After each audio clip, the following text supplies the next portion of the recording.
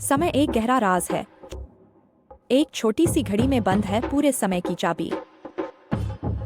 ये कहानी है समारा की, जिसे समय के चक्रव्यूह से गुजरना होगा, एक अनजानी ताकत से लड़ने और दुनिया को बचाने के लिए। तैयार हो जाइए एक ऐसे सफर के लिए जहां हर टिक टिक एक नया राज खोलती है। समारा, घड़ी वाला राज। एपिसोड 1, समारा और 13वीं घंटी।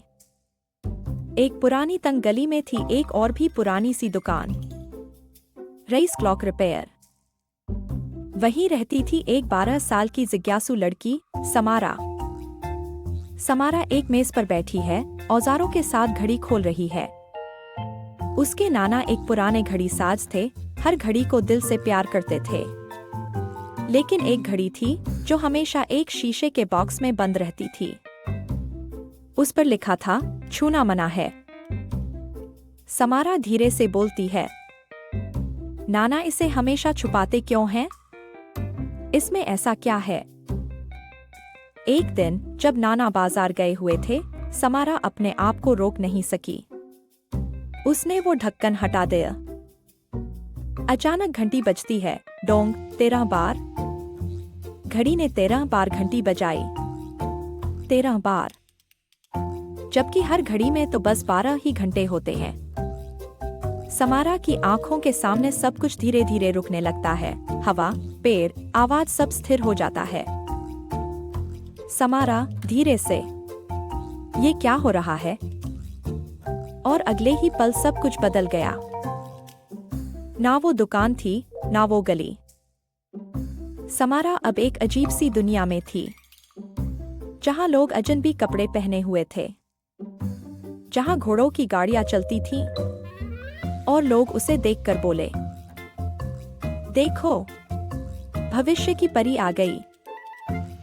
समारा को नहीं पता था, लेकिन उसने एक ऐसी दुनिया का दरवाजा खोल दिया था, जहां समय सीधा नहीं, गोल चक्कर में चलता है, और जहां एक टाइम शिफ्टर नाम का साया समय को अपनी मर्जी से तोड़ रहा था। एक काली परछाई एक घड़ी को तोड़ती है, चिंगारी निकलती है। यह तो बस शुरुआत थी। समारा का असली सफर अब शुरू होने वाला था। पुराने शहर की पतली गलियों में भटकती हुई समारा की मुलाकात होती है अरहान से, एक अजीब सा लड़का जो आसमान को घूरता रहता है, तारों की चाल को नोट करता है और समय की हर सरसराहट को महसूस करता है। वो कहता है, तुम जानती हो, समय बस टिक टिक नहीं करता, वो सांस लेता है और कोई उसकी सांसें चुरा रहा है। समारा चौंक जाती है। उसे भी हाल ही में कुछ अजीब महसूस हुआ है, जैसे कुछ पल उसके हाथ से फिसल गए हों। शहर में अफवाह है कि एक रहस्यमयी शक्ति, जिसे लोग टाइम शिफ्टर कहते हैं, लोगों के जीवन से लम्हे चुरा रही है। कुछ बच्चे बिना हंसे बड़े हो रहे हैं, कुछ बूढ़े अपनी यादें खो रहे हैं।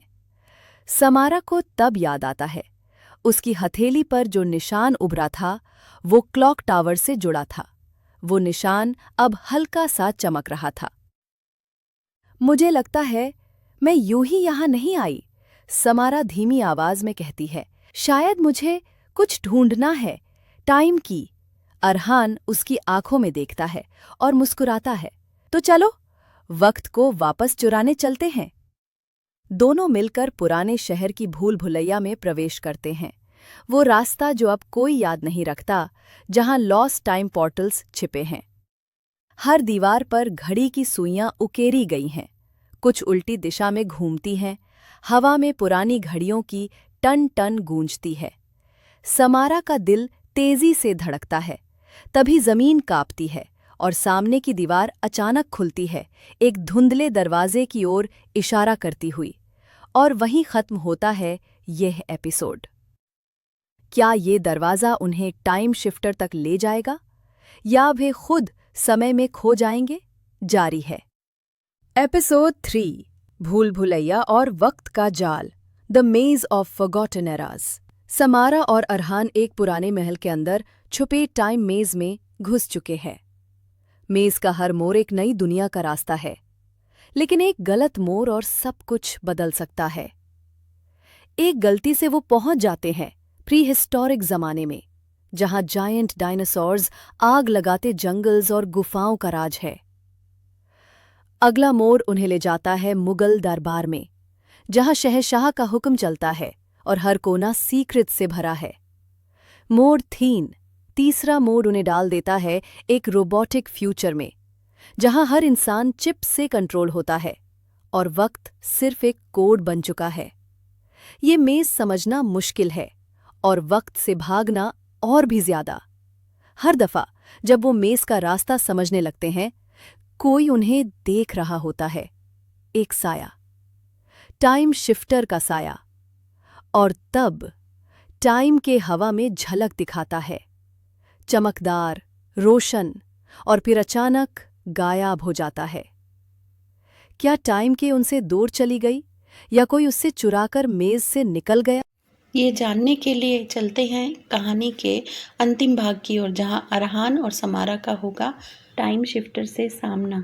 द कीपर ऑफ टाइम, वक्त का रखवाला समारा हो, थक चुकी थी। वक्त की जंग में उसके हाथ खाली थे, लेकिन दिल में एक कहानी अब भी जिंदा थी। अंधेरे में एक चमक, एक किताब उसके सामने आई, लेकिन वो किसी शेल्फ पर नहीं थी, वो उसके दिल में छुपी थी। समारा ने कहा, मैं सिर्फ एक स्टोरी टेलर नहीं हूं, मैं अपनी कहानी की राइटर भी हूं। उसने आंखें बंद की और कहानी कहनी शुरू की। एक लड़की थी जो वक्त से डर गई थी, लेकिन फिर उसने जाना वक्त अंदर होता है, बाहर नहीं। जब उसने वो कहानी बोली, वक्त ठहर गया, फिर धीरे धीरे हील होने लगा। टाइम शिफ्टर की दुनिया का रंग बदलने लगा, सब कुछ फिर से जिंदा होने लगा। अरहन उसके पास खड़ा उसे प्रोटेक्ट कर रहा था। अरहन ने कहा, ये सिर्फ तुम कर सकती थी समारा। टाइम शिफ्टर अब कमजोर पड़ चुका था, उसकी ताकत सिर्फ कंट्रोल थी, लेकिन समारा की ताकत थी ट्रस्ट। समारा और अरहन वापस अपनी दुनिया में लौट आए। सुबह का नूर फिर से चमक उठा। नाना बोले, मैं जानता था तुम वापस आओगी। उन्होंने समारा को एक बॉक्स दिया, छोटा सा, पुराना, लेकिन उस पर लिखा था, फॉर द नेक्स्ट जर्नी। उस बॉक्स के अंदर एक छोटी सी घड़ी चल रही थी, लेकिन उल्टी, टिक टिक टिक, और एक नई कहानी शुरू होने को थी। डिब्बा खोला तो एक नर्म सी धुन निकली, जिसमें एक लड़की की हंसी गूंज रही थी। वो समारा ही थी, बचपन की हंसी। वो वक्त जब घड़ी साज उसे कहानियां सुनाया करता था। तभी कमरे में सब घड़ियां एक साथ चल पड़ीं, टिक टिक टिक। समय फिर से चल पड़ा था और समारा समझ गई, घड़ी साज ने वक्त को नहीं, यादों को जिंदा रखा था। कुछ साल बाद समारा अब खुद एक घड़ीसाज बन चुकी थी। वो बच्चों को कहानी सुनाती थी और घड़ियां बनाती जो समय नहीं, जज्बात बताती थीं। दुकान के बाहर एक बोर्ड लटका था, जरिया, टाइम इज अ फीलिंग, और हवा में अब भी वही धुन बहती थी, पुराने लम्हों की, नए अफसानों की।